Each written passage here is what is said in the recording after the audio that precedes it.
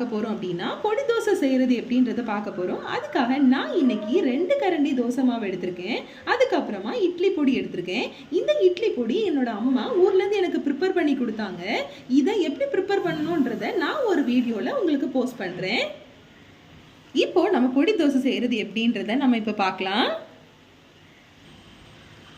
Stove on பண்ணியாச்சு. நான் இன்னைக்கு இரும்பு தோசைகள் எடுத்திருக்கேன். முடிஞ்ச அளவுக்கு இரும்பு தோசைகள் யூஸ் பண்ணுங்க. நான்ஸ்டிக் கல்லை அவாய்ட் பண்ணுங்க. சூடாயிடுச்சு. கொஞ்சம் தண்ணி ஸ்ப்ரே பண்ணிக்கலாம்.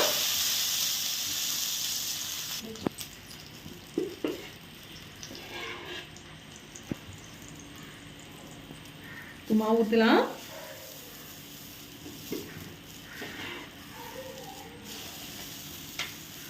தோசை மாவை நல்லா ஸ்ப்ரெட் பண்ணிக்கோங்க.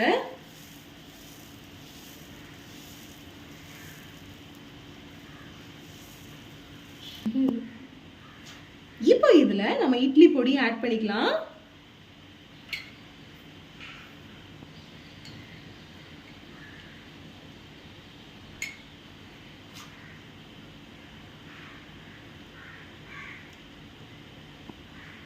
இப்போ இந்த பொடியை நல்லா இதுல ஸ்ப்ரெட் பண்ணுறேன்.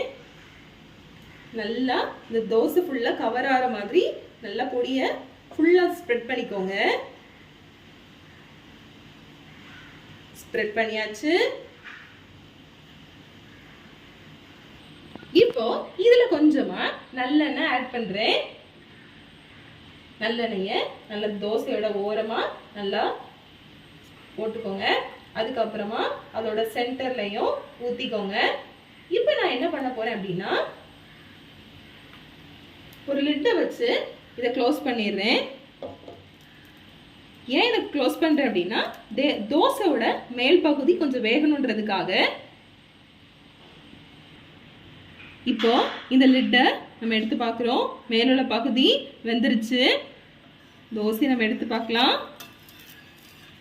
தோசை சூப்பரா வருது. இப்போ நம்ம என்ன பண்ணணும் அப்படின்னா இந்த தோசையை நம்ம மாத்தி போடக்கூடாது. அப்படியே நம்ம ஃபோல்ட் பண்ண போறோம். ஃபோல்ட் பண்ணியாச்சு. இப்போ நம்மளோட பொடி தோசை ரெடி ஆயிடுச்சு.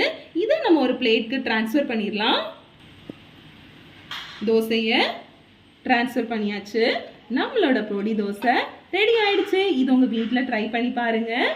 தேங்க்யூ. God bless you.